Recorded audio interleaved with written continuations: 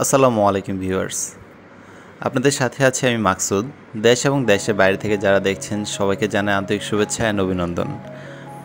আজকে আপনাদেরকে একটি নতুন বাড়ি দেখাবো এবং কি সেটি খুব প্রপার একটি এরিয়াতে। সামনে দেখতে পাচ্ছেন শাসনকাছা ব্রিজটি, ফ্লাইওভার, অ্যান্ড সামনে তৃষা কাউন্টারের ঠিক অপোজিট পাশেই এই বিল্ডিংটি অবস্থিত।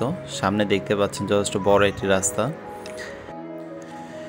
বিল্ডিংটির সামনে এবং কি পাশে রাস্তা থাকার কারণে আপনারা যথেষ্ট খোলামেলা একটি পরিবেশ পাবেন, আলো বাতাস যথেষ্ট পাবেন। দেখতে পাচ্ছেন বিল্ডিংটির অবস্থা।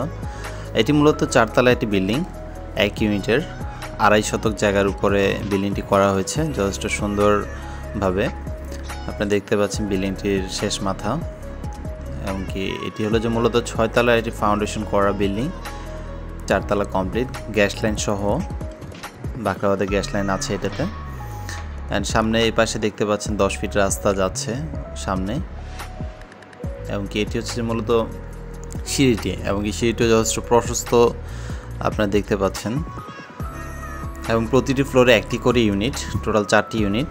এবং কি এই বিল্ডিং থেকে টোটাল ভাড়া আসে আপনার 35,000 টাকার মতো।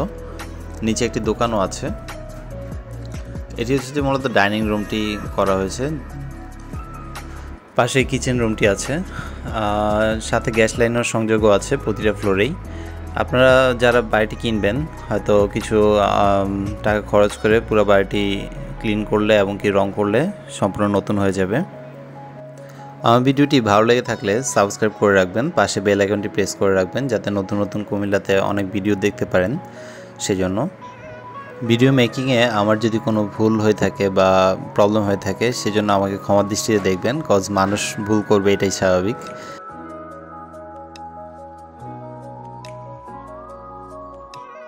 আমরা আইটি রুমে যাচ্ছি।